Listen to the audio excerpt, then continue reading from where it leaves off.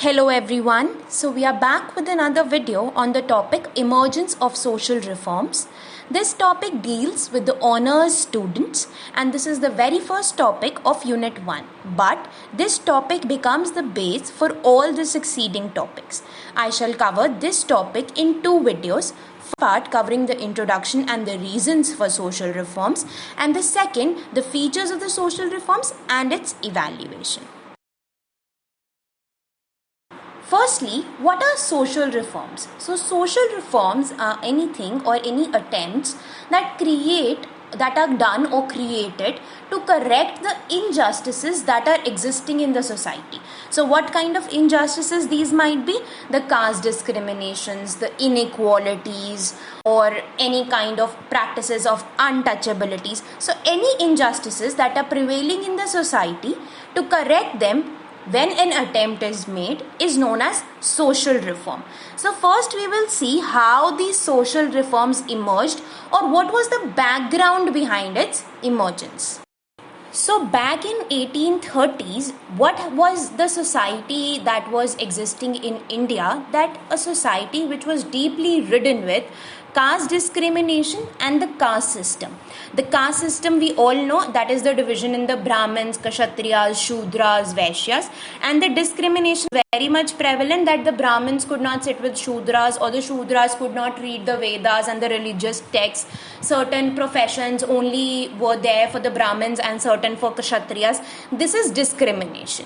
So this was a kind of a society that existed in India in about 1830s. But do we accept this system in today's time?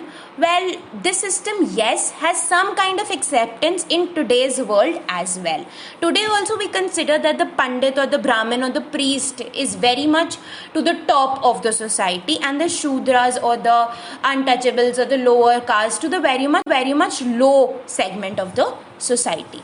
In the earlier scenarios, it was said that whatever the Brahmin said or whatever he believed, whatever rules he had made are final, are unquestionable. So, what were the teachings of the Brahmin in that time called? They were known as Brahma Vakya. ब्रह्म वाक्य का सीधा सा मतलब ये है कि जो ब्राह्मण ने कह दिया वाक्य, जो ब्राह्मण का वाक्य निकला वो फाइनल है, आप उसको क्वेश्चन नहीं कर सकते, आपको उसको एज इट इज मानना पड़ेगा. Supposedly, if the Brahmin said that whatever you are earning, out of 50% you need to give it to me, so you have to give it, whether that is an irrelevant practice also. Till then, when he has said that yes, you have to give it to me, you have to give it to him. If he says you don't have to give it to me, you don't have to give it to me. But whatever he says, you have to follow that unquestionably. You have to follow that exactly as he says. You cannot use your mind in following it. Now, why was it? Because we considered that Brahmin was very knowledgeable. Why was he knowledgeable? Because he had read the religious scriptures, the texts, the Vedas, and very much the books that we believed contained the morals and the values on which our life should be dependent upon. So that is why we thought that the Brahmin is the most knowledgeable person and whatever he says is correct for our well-being. Thus, Brahmin also said that no class, no caste except for the Brahmins are allowed to read the religious scriptures and texts.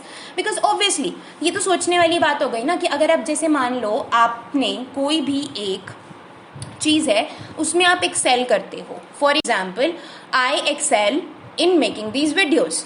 Now I say that I will not allow anyone to make these videos. Is it not something that I am holding a monopoly of? And if I am holding a monopoly of something, then definitely I am doing as per my wish. As we say in economics, the monopolist can fix the prices as per his wish because there was no one in the society or in the economy to challenge him. Similarly, in this society, there is no one to challenge the Brahmin, whether he is correct or wrong. So that is why he said that no one except for the Brahmin, no one can read these religious texts so that no one can interpret them and no one can question the authority of the Brahmins. These practices, when went under a change, this came to be known as emergence of socio-religious reforms. So till here we have covered 4 pointers, that the society in back 1830s was deeply written with caste system and caste discrimination. Brahmin was at the top and Shudra at the bottom. Whatever Brahmin said was followed unquestionably and was followed as it is. Brahmins did not allow anyone to read the religious scriptures and texts so that no one could question their authority.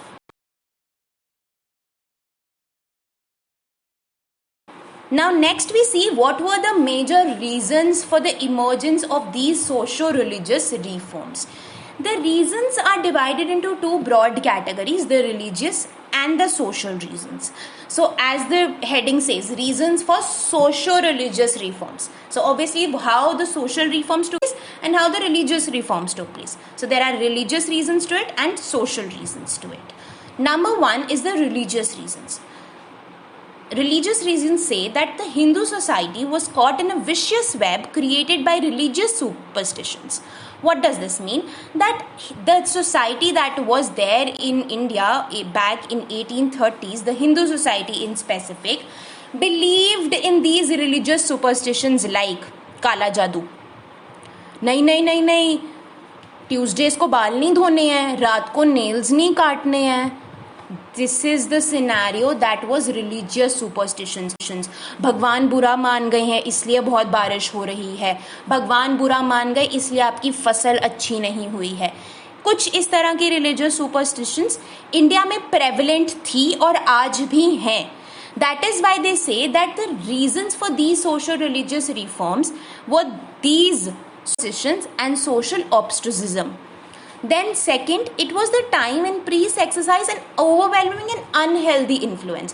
Why do we say an unhealthy influence? Because whatever they felt correct to satisfy their own needs, they said that it should be followed unquestionably. As I've already told you कि अगर उन्होंने कहा कि हमें अपनी 50% earnings दो तो देनी पड़ेंगी, there is no question about it.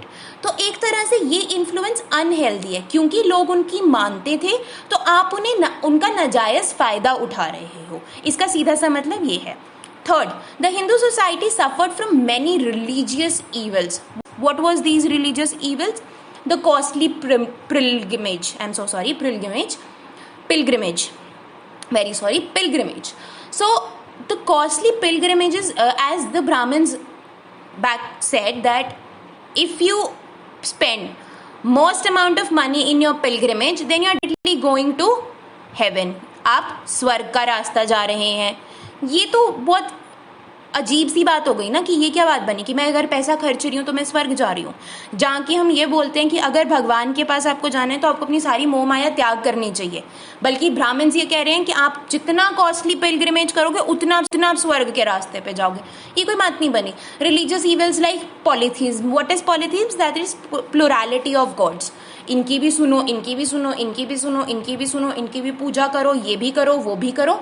Something that kind of religious evils did existed in the Hindu society. So these are the reasons for the socio-religious reforms. Next we come to the social reasons. So the number 1 social reason was the position of women. The women in the society, in the earlier society of India, were very deprived of their rights. The position of them was very distressing. Why? Because the birth of a girl was unwelcomed. It was considered as a burden on a family. Similarly, the practice of child marriage also affected their personality development and you would say education. So if once you are deprived of your education, then obviously your young minds cannot develop. So once your young minds are not developing, so whatever your elders say, you will obviously consider it to be correct. Thirdly, there was an evil practice of polygamy. Women were denied the status of equality. So I hope all of you know what is polygamy. Polygamy is husband marrying multiple women or a man marrying multiple women.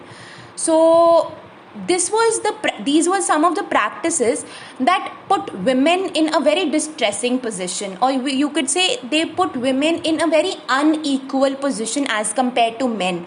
So this was one of the sources that made social reformers think of certain reforms. Second, the caste discrimination. As I've already told you, that there was a system to maintain segregation, hierarchy on the basis of their religious status, how could they might spend, their monetary status.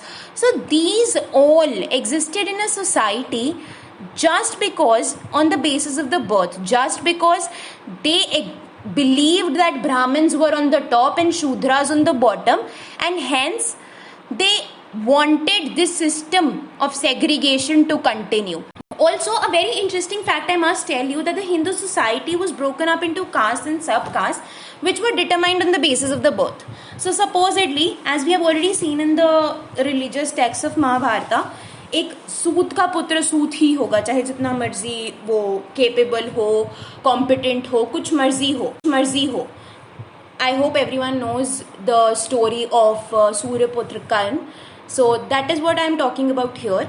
And this is the system that existed since ages and is now being existing in the society in a modern context. Now we do pretend to be very modern and everything, but in reality, deep down the lane, we also know that we would not like to sit with some kind of a lower caste person and eat our food.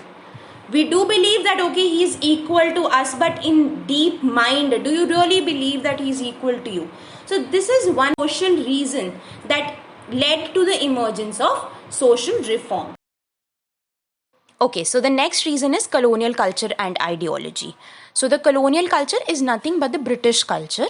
So certain nationalists or certain Indians considered British culture to be superior than the indigenous culture and institutions, because British culture supported the democratic ideals of liberty, fraternity and equality, whereas Indian culture did not support these. So the intellectuals wanted that there should be an age of enlightenment in India, wherein people are interested and know that what all these ideals are and should support them. So certain intellectuals wanted that these ideals of British culture should be incorporated into the Indian culture. But the response to this incorporation was very much varied, from certain conviction to certain acceptance. But there was definitely a need of a social and a religious reform. So people started that they could believe or they could make others believe in these Western ideas. So for this, they started a certain series of reforms.